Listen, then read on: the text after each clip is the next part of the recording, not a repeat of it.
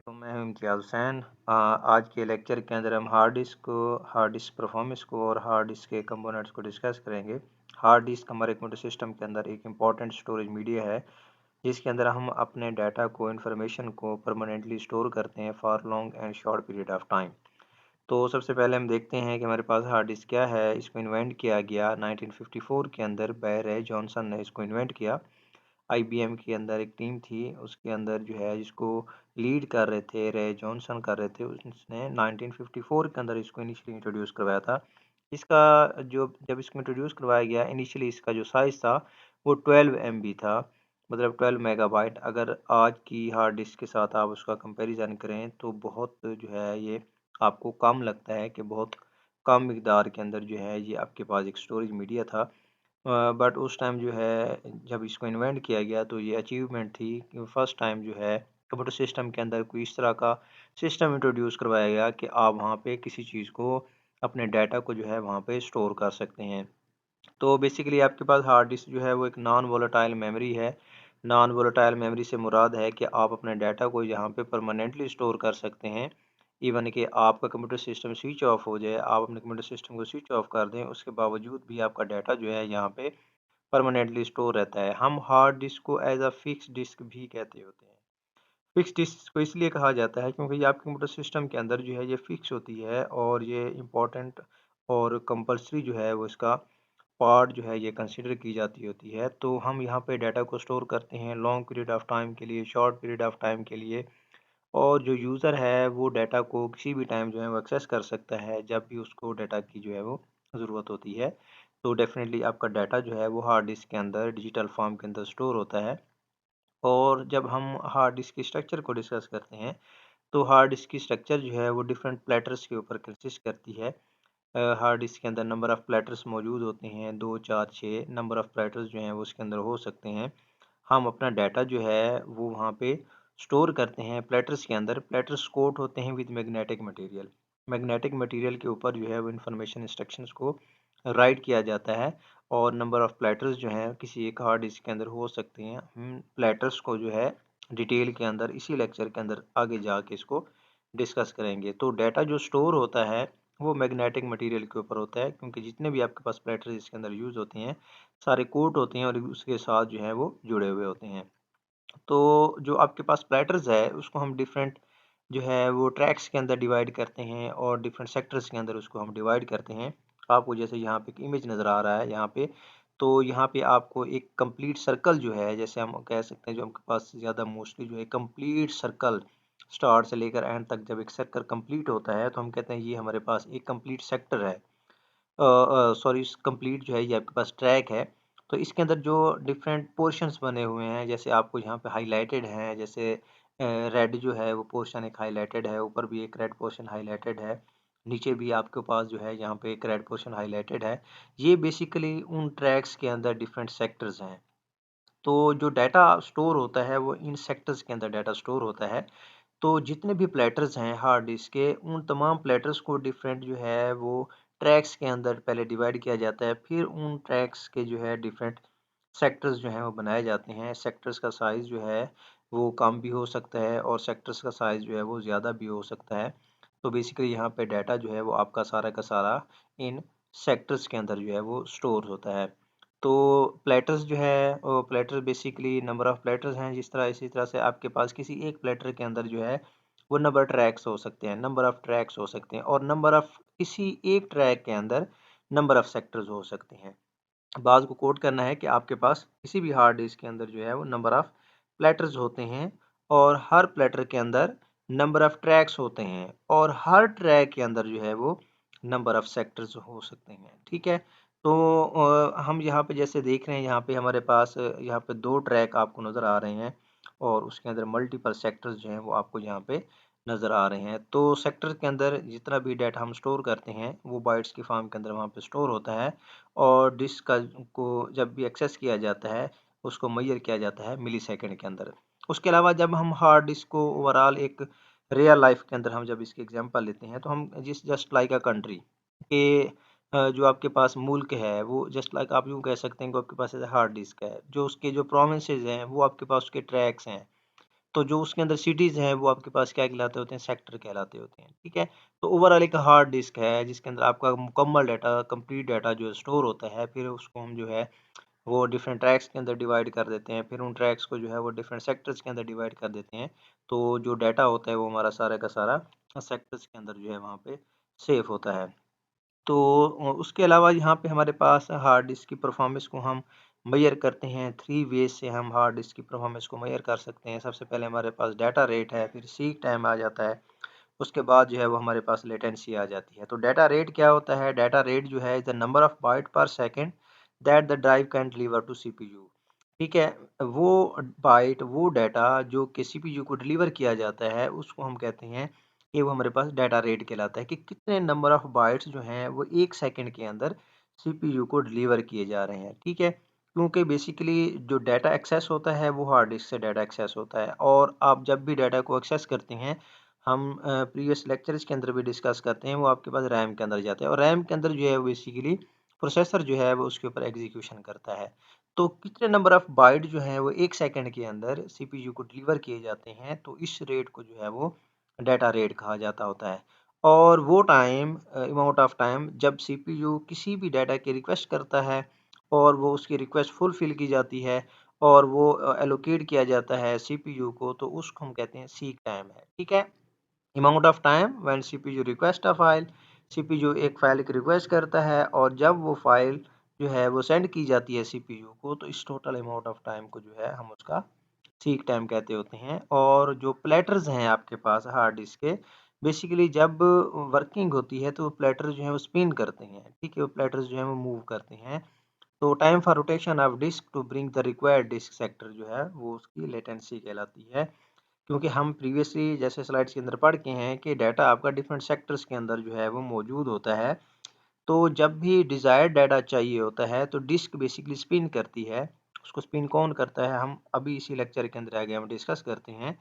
तो जब रिक्वायर्ड एक ट्रैक के अंदर आपके पास एक ट्रैक है, उसके अंदर नंबर ऑफ सेक्टर्स हैं, आपको डाटा जो है वो किसी सेक्टर से मिलता है। तो जब भी वो रोटेट होता है, स्पिन होता है, तो जो आपका रिक्वायर्ड सेक्टर है, जब वो वहाँ पे आता है तो इस टोटल टाइम को जो है वो लेटेंसी कहा जाता है। तो हार्ड डिस्क की परफॉर्मेंस जो है, अगर उसका data rate, seek time, latency जो है वो बेहतर है, तो हम कहते हैं हार्ड डिस्क की परफॉर्मेंस जो है वो बेहतर है। अगर उसका सीक टाइम जो डाटा रेट है और जो रोटेशन ऑफ प्लेटर्स हैं वो अगर लो है, तो उसका जो एक्सेस टाइम होता है फिर हार्ड डिस्क के डाटा को एक्सेस करने का, वो डाउन हो जाता है, जिससे जो आपका कंप्यूटर सिस्टम है उसकी परफॉर्मेंस जो है वो अफेक्टेड होती है। तो हार्ड डिस्क की परफॉर्मेंस को हम उसके डाटा रेट से, सीक टाइम से और लेटेंसी से जो है जो मेजर कर सकते होते हैं। तो उसके अलावा हमारे पास जो हार्ड डिस्क के कंपोनेंट्स आ जाते हैं। हार्ड डिस्क के कंपोनेंट्स यहाँ पे मैंने 5 मेंशन किए हैं। सबसे इम्पोर्टेंट जो है वो हमारे पास डिस्क प्लेटर्स हैं, स्पेंडल मोटर है, रीड एंड राइट हेड्स हैं, आर्म्स हैं, और डिस्क केस जो है वो हमारे पास यहाँ पे 5 जो हैं वो हार्ड डिस्क के कंपोनेंट्स यहाँ पे मैंने मेंशन किए हैं। आपके सामने यहाँ पे हार्ड डिस्क की एक फॉर्मल स्ट्रक्चर भी जो है वो आपके पास मौजूद है। आप यहाँ पे देख सकते हैं, जैसे यहाँ पे आपको 2 प्लेटर्स जो हैं वो नज़र आ रहे हैं, जो कि आप देखते हैं सर्कल की फॉर्म के अंदर मौजूद हैं। ये बेसिकली प्लेटर्स हैं। जो प्लेटर्स जो हैं यहाँ पे 2 आपको नज़र आ रहे हैं, ठीक है। उसके अलावा आपको यहाँ पे स्पिंडल मोटर नज़र आ रही है, आर्म्स आपको नज़र आ रहे हैं, पाइवट आपको नज़र आ रहा है, रीड राइट हेड्स आपको यहाँ पे नज़र आ रहे हैं। तो बेसिकली यहाँ पे जैसे मैंने आपको स्टार्ट में भी बताया था, आपके पास प्लेटर्स जो हैं वो 2 हो सकते हैं, 4 हो सकते हैं, नंबर ऑफ प्लेटर्स जो हैं वो किसी भी हार्ड डिस्क के अंदर हो सकते हैं। तो इन सब का क्या रोल है, हम उनके रोल को जो है वो यहाँ पे डिस्कस करते हैं। तो सबसे पहले हमारे पास यहाँ पे इम्पोर्टेंट वन जो है वो प्लेटर्स हैं। जैसे हम प्लेटर्स को ऑलरेडी यहाँ पे डिस्कस करते हैं, आपके सामने यहाँ पे नंबर ऑफ प्लेटर्स जो हैं वो आपको यहाँ पे शो हो रहे हैं। आप देख सकते हैं, ये जो आपके सामने पिक्चर नज़र आ रही है, इसके अंदर नंबर ऑफ प्लेटर्स जो हैं वो आपको नज़र आ रहे हैं। मल्टीपल प्लेटर्स जो हैं वो यहाँ पे मौजूद हैं। तो प्लेटर्स जो हैं वो एक दूसरे के साथ यहाँ पे आप देख सकते हैं कि सारे के सारे जो हैं वो सर्कुलर फॉर्म के अंदर मौजूद हैं। हार्ड डिस्क के अंदर ये सारे सर्कुलर फॉर्म के अंदर मौजूद होते हैं, और देखें ये सारे एक दूसरे के साथ जो है वो जुड़े हुए हैं। जब हम इसकी स्ट्रक्चर को डिस्कस करते हैं, तो जो प्लेटर्स हैं ये एल्यूमिनियम, ग्लास और क्रेमिक से बने हुए होते हैं, और जैसे हमने लेक्चर के स्टार्ट के अंदर डिस्कस किया था, ये सारे के सारे जितने भी प्लेटर्स मौजूद हैं ये कोट होते हैं विद मैग्नेटिक मटेरियल।